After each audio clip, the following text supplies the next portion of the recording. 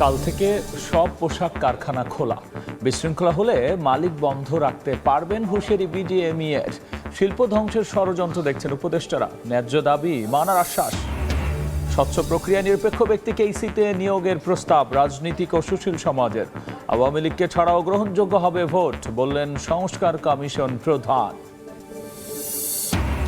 বৃষ্টি মাথায় নিয়ে শহীদ মিনারে বিএনপির স্মরণ সভা, ভোটের অধিকার ফিরিয়ে দেওয়ার আহ্বান। গোপালগঞ্জে স্বেচ্ছাসেবক দল নেতাকে হত্যার প্রতিবাদে বিভিন্ন স্থানে বিক্ষোভ। ঢাকায় ডোনাল্ড লু সহ উচ্চ পর্যায়ের মার্কিন প্রতিনিধি দল।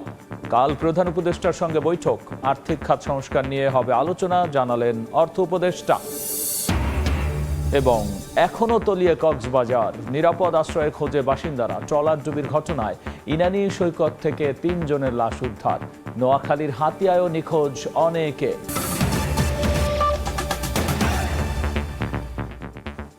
সময় সংবাদের সঙ্গে আছি আমি গোলাম রাব্বি। কাল থেকে দেশের সব পোশাক কারখানা খোলা, তবে বিশৃঙ্খলা হলে নিরাপত্তা শঙ্কায় কারখানা বন্ধ রাখতে পারবেন মালিক, এমন হুঁশিয়ারি বিজিএমইএর। এদিকে উৎপাদন চালু রাখতে সহযোগিতার আশ্বাস দিয়ে শিল্প উপদেষ্টা জানিয়েছেন, কারখানা বন্ধ রেখে বেকায়দায় ফেলার চেষ্টা করলে তাদের সরকারও মনে রাখবে। রাজধানীর উত্তরায় বিজিএমইএ ভবনের সংকট নিরসনে করণীয় শীর্ষক এক আলোচনা সভায় একথা বলেছেন তারা। এ সময় বাংলাদেশের পোশাক খাতের বিদেশি অর্ডার অন্য দেশে সরিয়ে নিতে চক্রান্ত চলছে বলেও জানিয়েছেন উপদেষ্টারা। তৈরি পোশাক কারখানা চালু ও শ্রমিক অসন্তোষের মুখে আবার তা বন্ধ করে দিতে বাধ্য হচ্ছেন শিল্প মালিকরা। গেল 2 সপ্তাহ ধরে এটি স্বাভাবিক চিত্র আশুলিয়া সহ দেশের বিভিন্ন শিল্প কারখানায়। অবস্থার উত্তরণ ও নিরবচ্ছিন্ন কারখানা চালু রাখতে করণীয় ঠিক করতে সরকার ও শ্রমিক প্রতিনিধিদের নিয়ে রাজধানীর উত্তরায় বিজিএমইএ ভবনের মতবিনিময় সভার আয়োজন করেন শিল্প মালিকরা।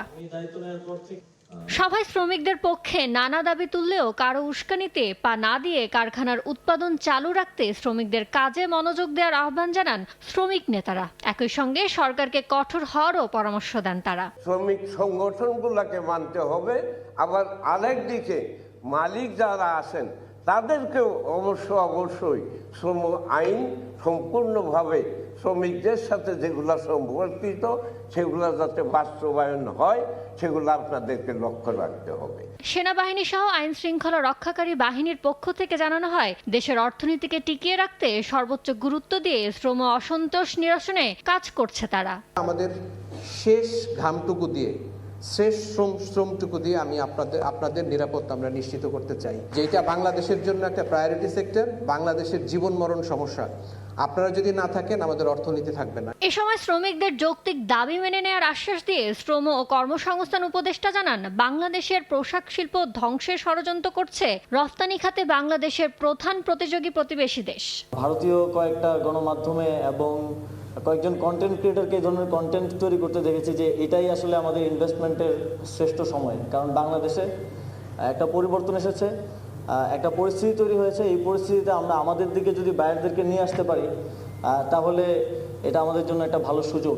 এমন সব আলোচনায় 4 ঘণ্টাব্যাপী চলা সভা শেষে শিল্প উদ্যোক্তারা পরিষ্কার জানিয়ে দেন, নিরাপত্তা নিশ্চিত করতে সরকার ব্যর্থ হলে শ্রম আইনের 13-র 1 ধারা অনুযায়ী অনির্দিষ্টকালের জন্য কারখানা বন্ধ রাখবেন তারা। যদি কোনো কারণে কোনো ফ্যাক্টরি বন্ধ রাখে, আমাদের সেই ফ্যাক্টরিগুলিকে আমরা 13 রাখে বন্ধ দিয়ে ছাড়া আমাদের কোনো রাস্তা আমরা থাকবে না। যদি কোনো ফ্যাক্টরিতে ফার্দার কোনো গন্ডগোল হয় বা কাজ বন্ধ রাখে, তারপরে সেই ফ্যাক্টরি নো ওয়ার্ক নো পেতে বন্ধ হয়ে যাবে। এ সময় শিল্প উপদেষ্টাও জানিয়ে দেন, কারখানা বন্ধ করে দিয়ে কোনো মহল দেশকে বিপদে ফেলার চেষ্টা করলে তাদের মনে রাখবে সরকার।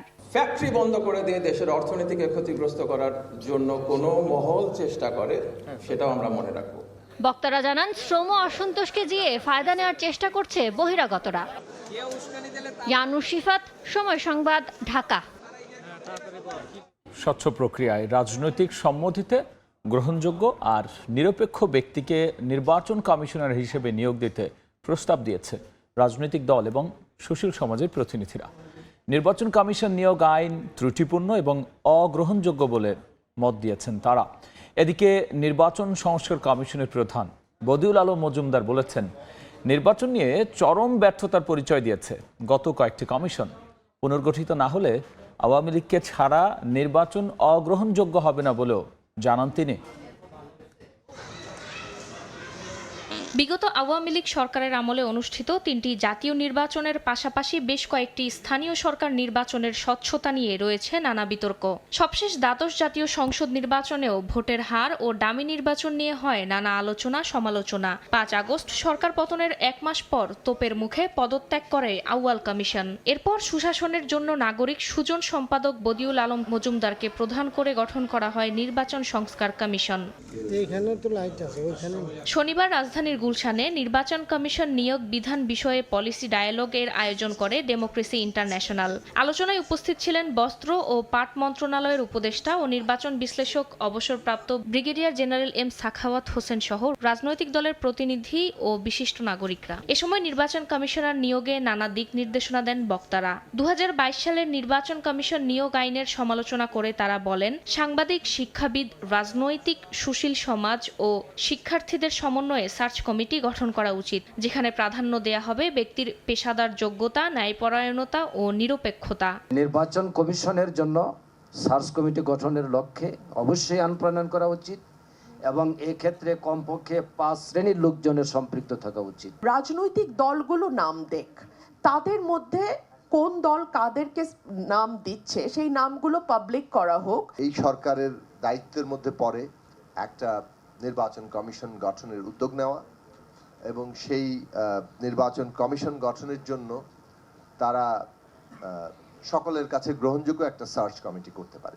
এ সময় প্রধান অতিথির বক্তব্যে অন্তর্বর্তীকালীন সরকারের উপদেষ্টা সাবেক নির্বাচন কমিশনার এম সাখাওয়াত হোসেন বলেন, ভালো নির্বাচনের জন্য প্রয়োজন নিরপেক্ষ সরকার। আমাদের অভ্যাস হচ্ছে সরকার থাকা মানে আমরা সরকারি লোক। সেই হিসাবে যদি ভালো নির্বাচন করতে হয় তাহলে আমার মনে হয় যে একটা ইন্টারিম ব্যবস্থা থাকতে হবে। এটা has to be decided by the political party. এদিন সকালে রাজধানীর এফডিসি মিলনায়তনে ডিবেট ফর ডেমোক্রেসি আয়োজিত বিতর্ক প্রতিযোগিতায় প্রধান অতিথি হিসেবে অংশ নিয়ে বদিউল আলম মজুমদার বলেন, আওয়ামী লীগ নেতাদের বিচারের আওতায় আনার পাশাপাশি দলটি পুনর্গঠিত না হলে তাদের বাদ দিয়ে নির্বাচন হলেও সেটি গ্রহণযোগ্যতা পাবে। বর্তমান সংবিধান বাতিল করে গণপরিষদ গঠনের মাধ্যমে সংবিধান সংস্কারের পক্ষে মত দেন তিনি। আমাদের উপদেষ্টারা কেউ কেউ বলেছেন যে আওয়ামী লীগকে বিলুপ্ত করার তার পক্ষে নন। আওয়ামী লীগ যদি তার মধ্যে পুনর্গঠিত না হয় তাহলে তাদেরকে ছাড়া নির্বাচন করাটা অগ্রহণযোগ্য হবে না বলে আমি মনে করি।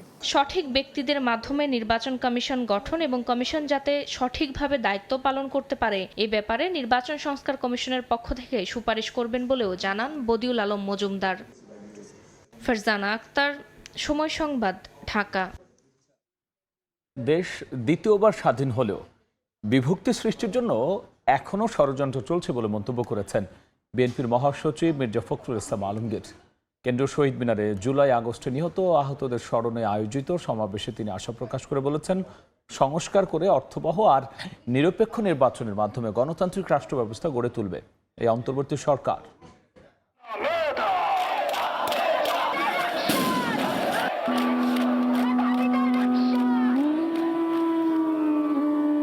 মুক্তির তৃষ্ণায় আবু সাইদের দুহাত বাড়ানো দৃশ্য ফুটিয়ে তোলা হয় কেন্দ্রীয় শহীদ মিনারে। স্মরণ করা হয় ছাত্র জনতার আন্দোলনে নিহত ও আহতদেরও। জুলাই আগস্টে নিহত ও আহতদের স্মরণে বিএনপি আয়োজন করে এই স্মরণ সভার। যুক্ত হন শহীদ এবং হতাহতদের পরিবারের সদস্যরা। বক্তব্যে তুলে ধরেন তাদের নিদারুণ কষ্টের কথা। আমার ছেলের জানি যে চোখ হারাইছে, আমার ছেলের জানি বিচার চাই। তারে নিয়ে কোনি আছে না মরছে আমার সংসার, আর কেন আমি উপযুক্ত বিচার আপনার কাছে চাই। বক্তব্য রাখেন বিভিন্ন শ্রেণী পেশার মানুষের পাশাপাশি সরকার পতনের এক দফা আন্দোলনের শরিক দলের নেতারা। একই সুরে আওয়াজ তোলেন, গণহত্যাকারীদের মুখোমুখি করতে হবে বিচারের। স্বপ্ন দেখেন নতুন বাংলাদেশ গড়ার। আজকে আওয়ামী লীগ যেই ক্যারেক্টার, যেই চারিত্রিক বৈশিষ্ট্য চলে আসছে, আওয়ামী লীগ কোনো মানুষের দল হতে পারে না। যদি আমরা গণহত্যা 16 বছরের হত্যাযজ্ঞের যদি বিচার করতে না পারি, গণ অভ্যুত্থানের যে বিজয়, সেই বিজয়কে কোনোভাবেই আমরা ধরে রাখতে পারবো না। যারা এই দেশের সৈনিক, তারা আমাদের দেশের গার্মেন্টস শ্রমিক, তারা আমাদের প্রবাসী শ্রমিক, আমাদের কিষানি, তাদের জীবনে কোনো পরিবর্তন না হয় তাহলে সত্যিকার অর্থে এই দেশ স্বাধীন হবে না। বৃষ্টি ভেজা বিকেলের অনুষ্ঠান বাধ্য হয়ে করতে হয় সংক্ষিপ্ত। প্রধান অতিথির বক্তব্য রাখেন বিএনপি মহাসচিব মির্জা ফখরুল ইসলাম আলমগীর। বলেন, দেশ দ্বিতীয়বার স্বাধীন হলেও বিভক্তি সৃষ্টির জন্য এখনো চলছে ষড়যন্ত্র। গোপালগঞ্জে আওয়ামী লীগের হামলার প্রতিবাদ জানিয়ে মির্জা ফখরুল আঘাত প্রতিহতের ঘোষণা দেন। সমস্ত প্রতিষ্ঠানগুলোকে শক্তিশালী করবার জন্য আমরা সবাই কাঁধে কাঁধ মিলিয়ে কাজ করব। পরিষ্কার বোঝা যাচ্ছে যে তারা এখনো আবার হায়নার মতো লুকিয়ে আছে, যে কোনো সময় তারা আক্রমণ করবে। সেই আক্রমণকে আমাদের প্রতিহত করতে হবে। চক্রান্তের মধ্য দিয়ে আমাদেরকে কেউ যেন আপনার বিপথে নিয়ে যেতে না পারে। অন্তর্বর্তীকালীন সরকারের কাছে জনগণের প্রত্যাশার কথা তুলে ধরে বিএনপি মহাসচিব বলেন, সত্যিকার সংস্কার করে অর্থবহ ও নিরপেক্ষ নির্বাচনের মধ্য দিয়ে গণতান্ত্রিক রাষ্ট্র ব্যবস্থা গড়ে তুলবেন তারা। জনগণ এই প্রত্যাশা করে যে এই সরকার তাদের এমন একটা গণতান্ত্রিক ব্যবস্থা, একটা প্লেইং ফিল্ড তৈরি করে দেবে। গণতন্ত্রের প্রতিষ্ঠানগুলোকে আবার তারা সংস্কার করে এমন একটা জায়গায় আনবে যেখানে সত্যিকার অর্থেই একটা অর্থবহ নির্বাচনের মধ্য দিয়ে, নিরপেক্ষ নির্বাচনের মধ্য দিয়ে আমরা একটা গণতান্ত্রিক রাষ্ট্র, গণতান্ত্রিক সমাজ প্রতিষ্ঠা করতে পারি। মানুষের জন্য কাজ করতে সবাইকে আবারও ঐক্যবদ্ধ হওয়ারও আহ্বান জানান বিএনপি মহাসচিব। আহমেদ সালেহিন, সময় সংবাদ, ঢাকা। বৈরী আবহাওয়ার কারণে কাল নয়াপল্টনে গণতন্ত্র দিবস উপলক্ষে বিএনপির কর্মসূচি স্থগিত করা হয়েছে। তবে বিভাগীয় শহরগুলোতে হবে র্যালি। রাতে গুলশানে বিএনপি চেয়ারপারসনের কার্যালয়ে সংবাদ সম্মেলনে বিষয়টি জানান দলের স্থায়ী কমিটির সদস্য AZM জাহিদ হোসেন। বলেন, 17 সেপ্টেম্বর বিকেলে নয়াপল্টনে সমাবেশ করা হবে। আন্তর্জাতিক গণতন্ত্র দিবস উপলক্ষে যে সমাবেশ নয়াপল্টনে হওয়ার কথা ছিল, সেটি আমরা প্রাকৃতিক দুর্যোগ এর কারণে আমরা আপাতত স্থগিত করে আগামী 17 তারিখ অর্থাৎ মঙ্গলবার দিন বিকেল 3টায় নয়াপল্টন পার্টি অফিসের সামনে, যেখানে প্রধান অতিথি হিসাবে উপস্থিত থাকবেন বাংলাদেশ জাতীয়তাবাদী দলের ভারপ্রাপ্ত চেয়ারপারসন দেশনায়ক জনাব তারেক রহমান। প্রত্যেকটি মহানগর তাদের নির্ধারিত সময় অনুযায়ী সেখানে কেন্দ্রীয় নেতৃবৃন্দকে সাথে নিয়ে এবং স্থানীয় নেতৃবৃন্দকে সাথে নিয়ে ওনারা গণতন্ত্রের র্যালির যে কর্মসূচি সেটি ওনারা পালন করবেন। অন্তর্বর্তী সরকারের সঙ্গে আলোচনায় ঢাকায় এসেছেন মার্কিন উচ্চ পর্যায়ের প্রতিনিধি দলের সদস্যরা। নেতৃত্বে আছেন যুক্তরাষ্ট্রের রাজস্ব কর্মকর্তা ব্রেন্ট নেইম্যান। দিল্লি সফর শেষে বিকেলে তাদের সঙ্গে যোগ দিয়েছেন দক্ষিণ ও মধ্য এশিয়া বিষয়ক অ্যাসিস্ট্যান্ট সেক্রেটারি ডোনাল্ড লু। ভূ রাজনৈতিক প্রেক্ষাপট এবং দেশের বর্তমান যে পরিস্থিতি, এই বিবেচনায় সফরটি বেশ গুরুত্বপূর্ণ বলে মনে করছেন বিশ্লেষকরা। অন্তর্বর্তী সরকার গঠনের পর মার্কিন প্রতিনিধি দলের প্রথম ঢাকা সফর। শনিবার সকালে মার্কিন অর্থ দফতরের সহকারী আন্ডার সেক্রেটারি ব্রেন্ট নেইম্যানের নেতৃত্বে উচ্চ পর্যায়ের 5 সদস্যের একটি দল এসেছেন। দুপুর 3টার পর দিল্লি সফর শেষে ইন্ডিয়া এয়ারলাইন্সের একটি বিমানে হজরত শাহজালাল আন্তর্জাতিক বিমানবন্দরে পৌঁছান দক্ষিণ ও মধ্য এশিয়া বিষয়ক অ্যাসিস্ট্যান্ট সেক্রেটারি ডোনাল্ড লু। ভূ রাজনৈতিক প্রেক্ষাপট ও বাংলাদেশের অভ্যন্তরীণ পরিস্থিতিতে সফরটি অত্যন্ত গুরুত্বপূর্ণ হিসেবে দেখা হচ্ছে। বাংলাদেশের সঙ্গে অর্থনৈতিক ও উন্নয়নমূলক সম্পর্ক জোরদারে গুরুত্ব দেবে ওয়াশিংটন। এছাড়া বাংলাদেশের বর্তমান সংকট উত্তরণের চাহিদাগুলো জানতে চাইবে প্রতিনিধি দল। একই সঙ্গে বিষয়গুলোতে সামনের দিকে কিভাবে সহযোগিতা করা যায় তা নিয়েও আলোচনা হবে। যুক্তরাষ্ট্রের প্রতিনিধি দলের সদস্যরা অন্তর্বর্তী সরকারের প্রধান উপদেষ্টা ডক্টর মোহাম্মদ ইউনুস, পররাষ্ট্র উপদেষ্টা মোহাম্মদ তৌহিদ হোসেন সহ একাধিক উপদেষ্টার সঙ্গে সৌজন্য সাক্ষাৎ করবেন। বিশ্লেষকরা বলছেন, অভ্যন্তরীণ আর্থিক ও প্রাতিষ্ঠানিক সংস্কার করে গণতান্ত্রিক সরকারের কাছে দায়িত্ব হস্তান্তরে সহযোগী হতে পারে মার্কিন যুক্তরাষ্ট্র। আমাদের অর্থনৈতিক এই সংকট থেকে বেরোবার জন্য বাইরে পৃথিবীর সহায়তা চাই, সেটা দ্বিপাক্ষিকভাবে মার্কিন যুক্তরাষ্ট্রের কাছ থেকে সহায়তা চাই, বহুপাক্ষিক ব্যবস্থা থেকে সহায়তা চাই, যেখানে মার্কিন যুক্তরাষ্ট্র আমাদের সহায়তা করতে পারে। তো সেই প্রেক্ষাপট এটা খুবই একটা আমার কাছে গুরুত্বপূর্ণ একটা সফর বলে মনে করছি। সফরে অভ্যন্তরীণ সংস্কারের পাশাপাশি ভূ রাজনৈতিক অবস্থান নিয়েও আলোচনা হতে পারে। সে বিবেচনায় প্রতিবেশীর সঙ্গে সম্পর্ক ও আঞ্চলিক সহযোগিতা বিষয়গুলো নিয়ে আলোচনায় বাংলাদেশকে গুরুত্ব দেওয়ার পরামর্শ বিশ্লেষকদের। তাদের যে ভূ রাজনৈতিক পরিকল্পনা বা তাদের যে ইন্ডো প্যাসিফিক স্ট্র্যাটেজি আছে, সেখানে আমরা আমাদের মতো করে আমাদের প্রয়োজন অনুযায়ী আমরা তাদের সাথে অংশীদার হতে পারবো। তো কাজে এখানে দুটোই আমার কাছে আবারও মনে হয় যে সম্পূরক ভূমিকা হিসেবে পালন করতে পারে। কাজে তারা আমাদের প্রয়োজন আমাদের অভ্যন্তরীণ সংস্কার, তাদের প্রয়োজন ভূ রাজনৈতিক ক্ষেত্রে বাংলাদেশের তাদের সাথে বন্ধুত্বপূর্ণ সম্পর্ক বজায় রাখা, দুটোই করা সম্ভব বলে আমি। সরকারের উচ্চ পর্যায়ে বৈঠকের পাশাপাশি সফরে রাজনৈতিক দলের সঙ্গেও বৈঠক করতে পারে মার্কিন প্রতিনিধি দল। সংস্কারটা মার্কিন যুক্তরাষ্ট্র চায়। সানবীর রূপল, সময় সংবাদ, ঢাকা। এদিকে মার্কিন ট্রেজারি বিভাগের প্রতিনিধি দলের সঙ্গে বৈঠকে জানানো হবে দেশের আর্থিক খাত সংস্কারের নানা দিক, চাওয়া হবে সহযোগিতাও। সকালে রাজস্ব ভবনে মতবিনিময় সভা শেষে একথা জানিয়েছেন অর্থ উপদেষ্টা সালেউদ্দিন আহমেদ। সভায় বিদেশি বিনিয়োগে মন্দার পূর্বাভাস দিয়ে সরকারি অর্থের অপচয় কমানোর তাগিদও দিয়েছেন তিনি। কর ফাঁকির প্রবণতা রাজস্ব আদায়ে দীর্ঘসূত্রতায় এখন পর্যন্ত করযোগ্য মানুষের কম সংখ্যকই এসেছে জাতীয় রাজস্ব বোর্ড এনবিআর এর করজালে। স্বাভাবিকভাবেই রাজস্ব আদায়ে লক্ষ্যমাত্রা পূরণে ব্যর্থতার পরিচয় দিয়ে আসছে এনবিআর।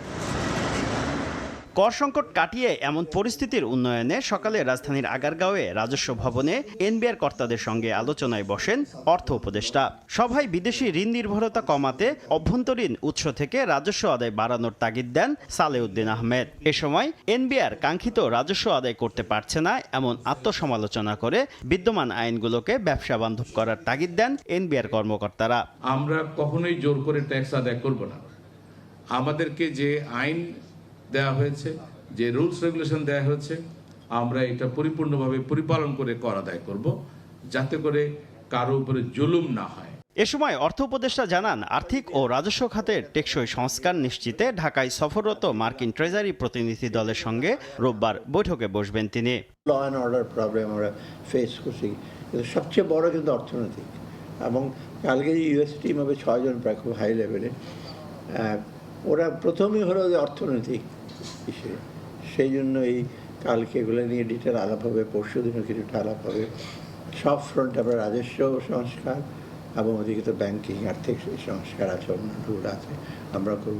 এই ব্যাপারে আপনারা আমাদেরকে সহযোগিতা করবেন। সভায় করদাতাদের অর্থের অপচয় যেন না হয় সেদিকেও নজর রাখার তাগিদ দেন অর্থ উপদেষ্টা। শুভ খান, সময় সংবাদ, ঢাকা। ধর্মীয় সাংস্কৃতিক স্থাপনা ও মাজারে হামলায় জড়িতদের বিরুদ্ধে কঠোর আইনগত ব্যবস্থা নেওয়া হবে বলে জানিয়েছেন প্রধান উপদেষ্টার কার্যালয়। দুপুরে প্রেস উইং থেকে পাঠানো বিবৃতিতে বলা হয়, গত কয়েকদিন ধরে দেশের সুফি মাজারগুলোতে দুর্বৃত্তের হামলার বিষয়টি সরকারের নজরে এসেছে। এসব হামলায় জড়িতদের অতি দ্রুত আইনের আওতায় আনা হবে। বিবৃতিতে আরও বলা হয়েছে, যে কোনো বিদ্বেষপূর্ণ বক্তব্য হামলার নিন্দা জানায় এই অন্তর্বর্তীকালীন সরকার। পর্যাপ্ত নিরাপত্তা ব্যবস্থা নিতে আইন শৃঙ্খলা বাহিনীকেও নির্দেশ দেওয়া হয়েছে বলেও উল্লেখ করা হয়েছে ওই বিবৃতিতে। দেশের মানুষ সীমান্তে ফেলানির মতো আর কাউকে ঝুলে থাকতে দেখতে চায় না বলে মন্তব্য করেছেন বৈষম্য বিরোধী ছাত্র আন্দোলনের কেন্দ্রীয় সমন্বয়ক সার্জিস আলম। ছাত্র জনতার মতামতের ভিত্তিতেই আগামীর বাংলাদেশের পররাষ্ট্রনীতি হওয়া উচিত বলেও মনে করেন তিনি।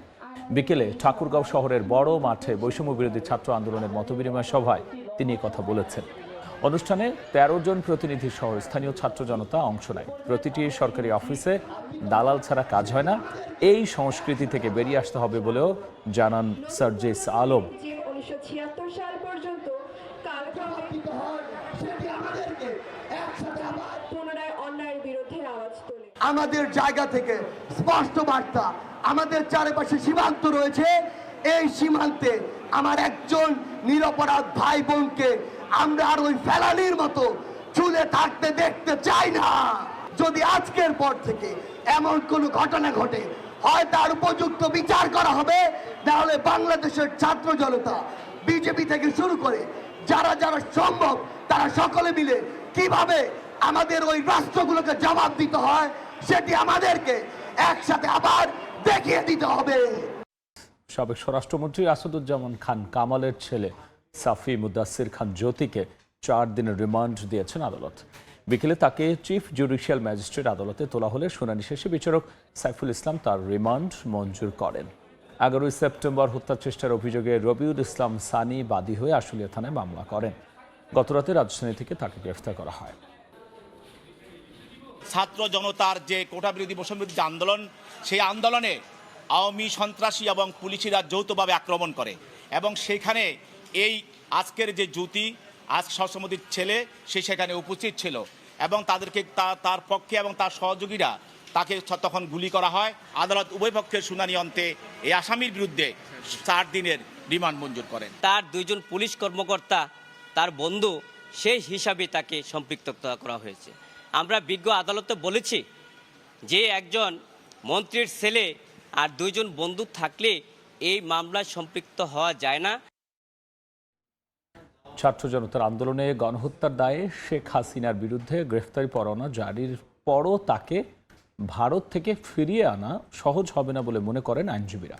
তারা বলছেন এজন্য দরকার ঢাকা দিল্লি কূটনৈতিক প্রচেষ্টা এবং বোঝাপড়া। চিফ প্রসিকিউটর বলছেন আন্তর্জাতিক অপরাধ ট্রাইব্যুনাল সচল হলে পরোয়ানা জারির আবেদন করবেন তারা, তবে সবকিছু নির্ভর করছে সরকারের সদিচ্ছার ওপর। আফজাল হোসেনের রিপোর্ট। আদালত ও থানা থেকে প্রাপ্ত তথ্য অনুযায়ী 12 সেপ্টেম্বর পর্যন্ত শেখ হাসিনার বিরুদ্ধে মামলা হয় 168টি। এর মধ্যে হত্যা মামলার সংখ্যা 147। এর মধ্যে ছাত্র জনতার আন্দোলন এবং 2013 সালের 5 মে শাপলা চত্বরে হেফাজতের সমাবেশে হত্যা, গণহত্যার অভিযোগে শেখ হাসিনার বিরুদ্ধে 15টি অভিযোগ জমা পড়েছে আন্তর্জাতিক অপরাধ ট্রাইব্যুনালের তদন্ত সংস্থায়। শুরু হয়েছে তদন্ত। বিচারের জন্য প্রস্তুত করা হচ্ছে আন্তর্জাতিক অপরাধ ট্রাইব্যুনাল। তবে ঘুরে ফিরে একটি প্রশ্নই সামনে আসছে, পার্শ্ববর্তী দেশে পালিয়ে যাওয়া শেখ হাসিনাকে দেশে এনে কি বিচারের কাঠগড়ায় দাঁড় করানো সম্ভব? আন্তর্জাতিক অপরাধ ট্রাইব্যুনালের চিফ প্রসিকিউটর বলছেন ট্রাইব্যুনালে বিচারক নিয়োগ হলেই শেখ হাসিনার বিরুদ্ধে গ্রেফতারি পরোয়ানা জারির আবেদন করা হবে। তবে তাকে ফিরিয়ে আনা না নির্ভর করবে সরকারের রাজনৈতিক সিদ্ধান্তের ওপর। এটা সরকারের রাজনৈতিক সিদ্ধান্তের ব্যাপার হবে, কূটনৈতিক তৎপরতার অংশ হবে, সেটা সরকার যথাসময়ে গ্রহণ করবেন বলে আমরা মনে করি। আপাতত আমরা মনে করি যে ট্রাইব্যুনালটা গঠন হলে যখন ফর্মালি এখানে কোনো মামলা দায়ের হবে, অভিযোগ দায়েরটা হবে, তারপরে আমরা নেসেসারি অর্ডারস চাব এবং ট্রাইব্যুনালের সেই আদেশের আলোকে সরকার যদি কোনো পদক্ষেপ নিতে যান সেক্ষেত্রে ট্রাইব্যুনালের আদেশের আলোকেই সেটা হবে। আইনজীবী জ্যোতির্ময় বড়ুয়া মনে করেন শেখ হাসিনাকে দেশে ফিরিয়ে আনা সহজ হবে না, কেননা শুধু আইনি প্রক্রিয়ায় নয়, এর সঙ্গে জড়িয়ে আছে কূটনৈতিক প্রচেষ্টা এবং 2 দেশের বোঝাপড়া। আমি বলছি না যে অসম্ভব, কিন্তু সেই ডিপ্লোম্যাটিক চ্যানেল, সেই আলাপ আলোচনা শুধুমাত্র গ্রেপ্তারি পরোয়ানা জারি করলেই আসলে তাকে ফিরিয়ে আনা যাবে বলে আমার কাছে মনে হয় না। সেটা ডিপেন্ড করবে 2 পক্ষের আলোচনার মধ্যে কূটনৈতিক সম্পর্কের ভারসাম্যের উপরে। ভারতের সঙ্গে বাংলাদেশের বন্দি বিনিময় চুক্তি রয়েছে। 2013 সালে হওয়া এই চুক্তির আলোকে 2 দেশই বেশ কয়েকজন বন্দীকে প্রত্যর্পণ করেছে। আফজাল হোসেন, সময় সংবাদ, ঢাকা। সময় সংবাদে আরও থাকছে ভিসা নীতির কড়াকড়িতে যাত্রী খরা, অর্ধেকের নিচে নেমেছে বাংলাদেশ থেকে ভারতগামী ফ্লাইট, বন্ধ চট্টগ্রাম কলকাতা রুটে চলাচল, কূটনৈতিকভাবে সমস্যার সমাধানের তাগিদ।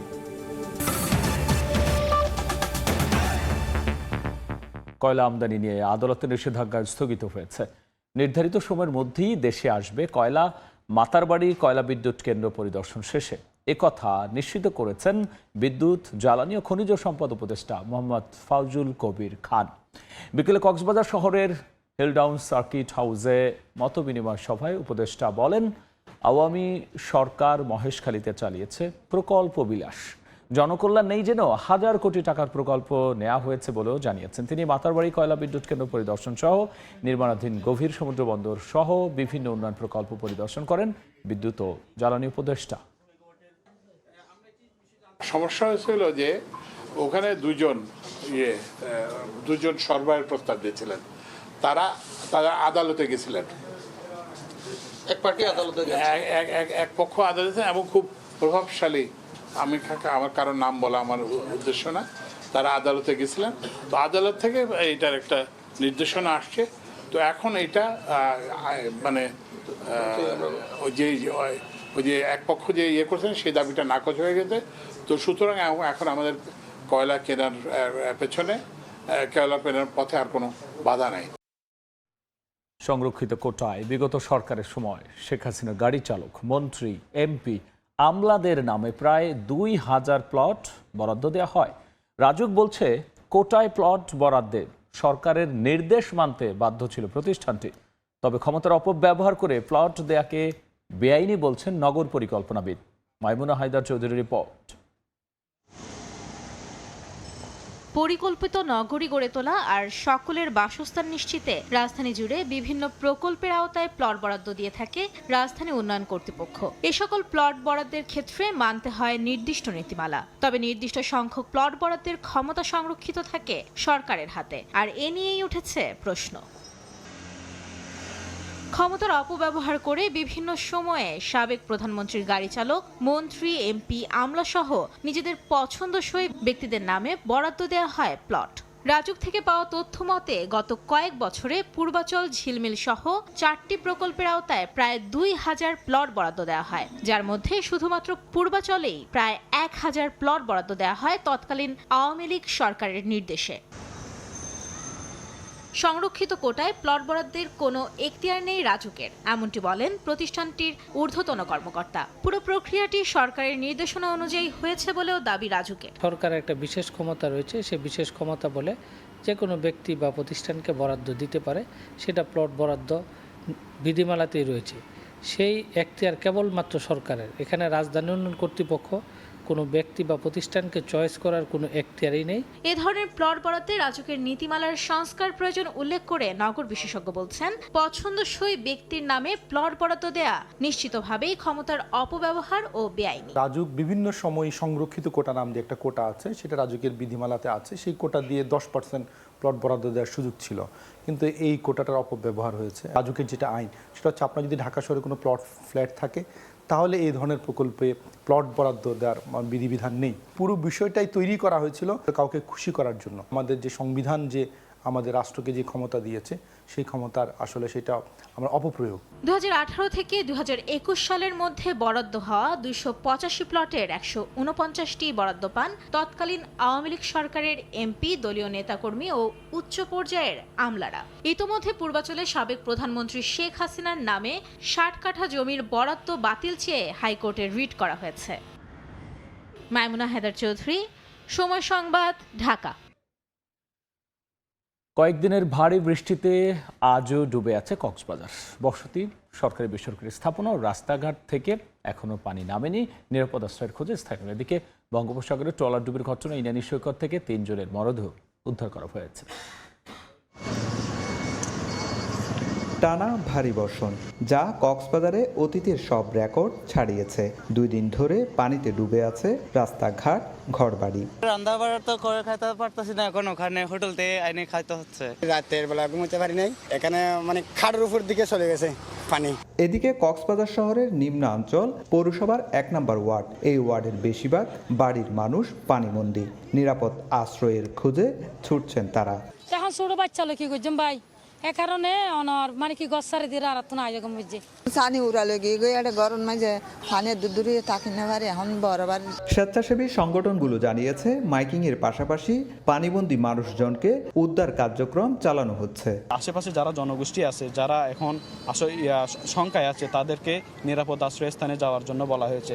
এদিকে বৈরী আবহাওয়ায় সৈকতের নাজিরা টেক পয়েন্ট থেকে এক জেলের মরদেহ উদ্ধার করেছে লাইফগার্ড সংস্থা। সুজাউদ্দিন রুবেল, সময় সংবাদ, কক্সবাজার। রাজধানীতে সকাল থেকে থেমে থেমে ঝরছে বৃষ্টি। আগামীকালও বৃষ্টিপাত অব্যাহত থাকার পূর্বাভাস দিয়েছে আবহাওয়া অধিদপ্তর।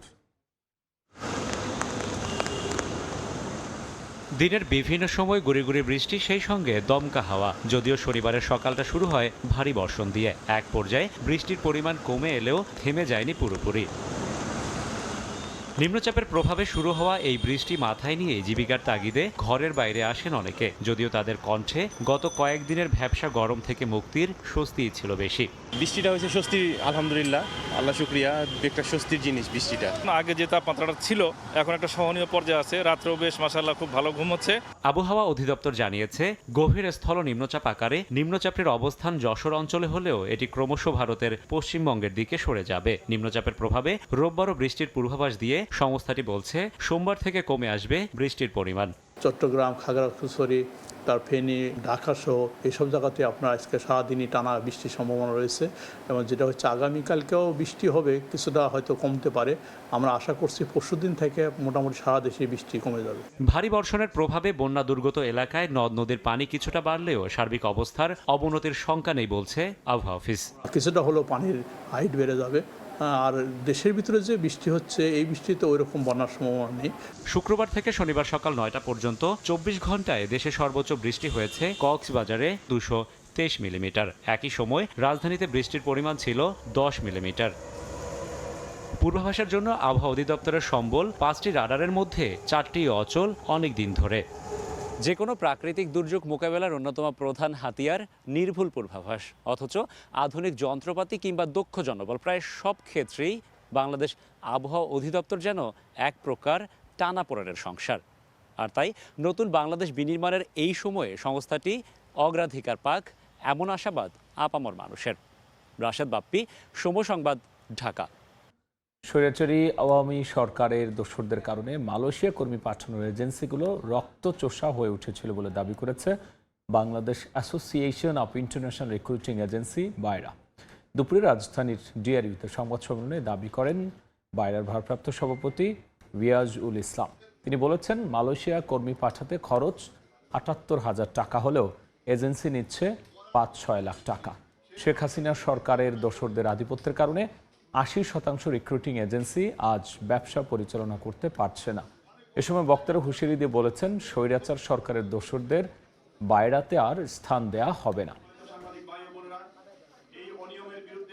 যে লোক ৮০,০০০ টাকা ৯০,০০০ দেওয়ার কথা, তার থেকে ৬ লক্ষ টাকা নেওয়া হয়েছে, যার কোনো রসিদ নাই, যার কোনো বিচার নাই, যারা টাকা ফেরত পাচ্ছেন। বন্ধুগণ, আপনি জেনে থাকবেন যে একটা সো-কল্ড আপনার একটা যে সরকারের যে নির্দেশনা ছিল ৮০,০০০ টাকা, ওই টাকাটা তারা ফেরত পাচ্ছে। বায়রা দখল করে সিন্ডিকেট করা সহজ হবে, সেই জন্য তারা স্বৈরাচারী সরকারের আমলে আওয়ামী লীগ লোক দিয়ে গঠিত বোর্ড, আপিল বোর্ড, নির্বাচন বোর্ড ও আপিল বোর্ড দিয়ে নির্বাচন করতে বাধ্য করার জন্য বায়রা সিন্ডিকেট চক্রের সদস্যরা গত 12 সেপ্টেম্বর কার্যনির্বাহী কমিটির সভা চলাকালে হট্টগোল হামলা করে।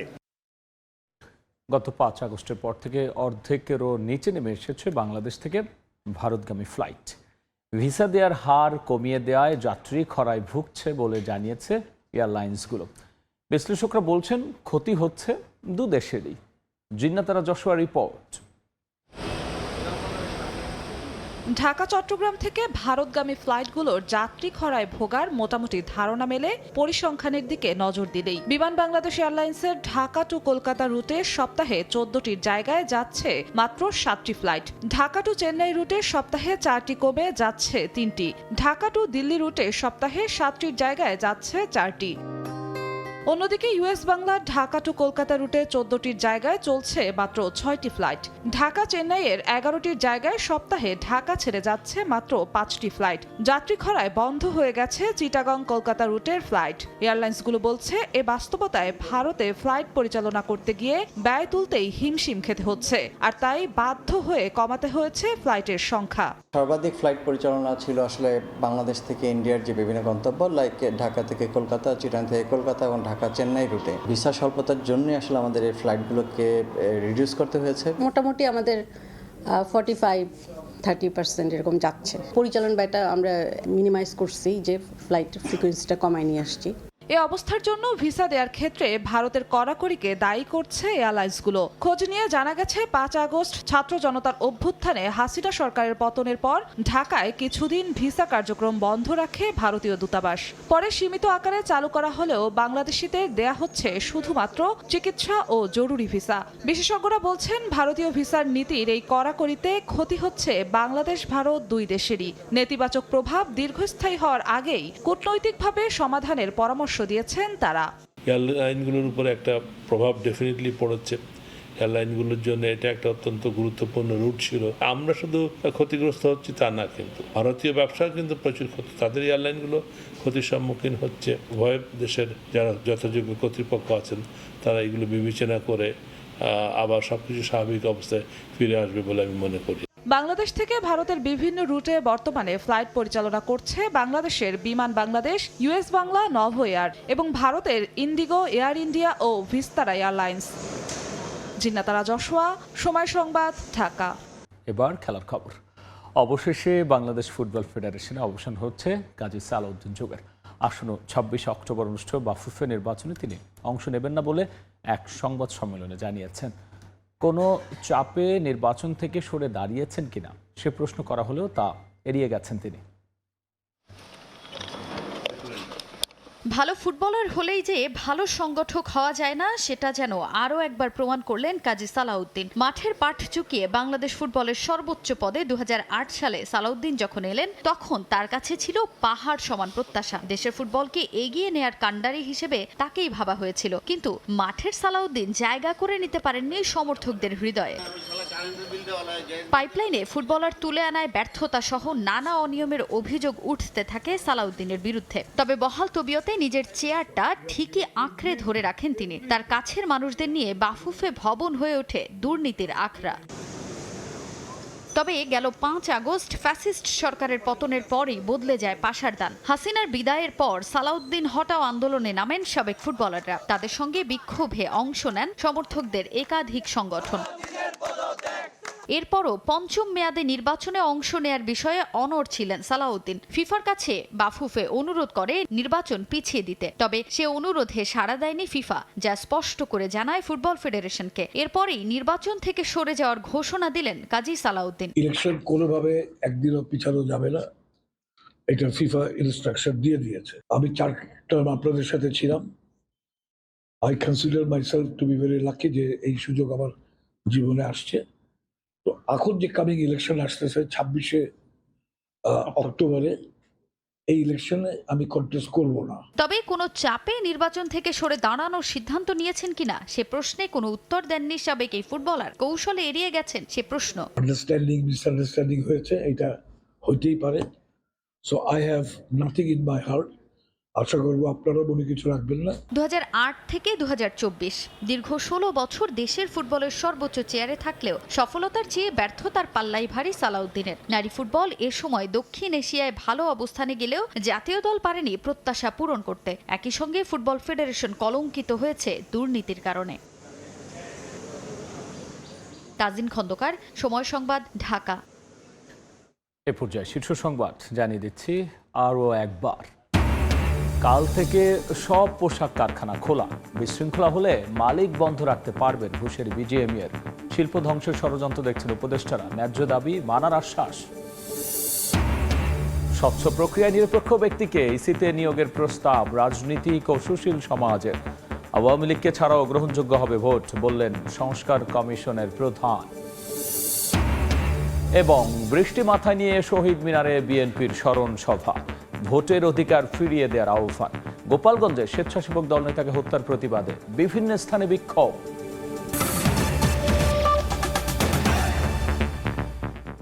এই ছিল সময় সংবাদ। সঙ্গেই থাকুন সময়।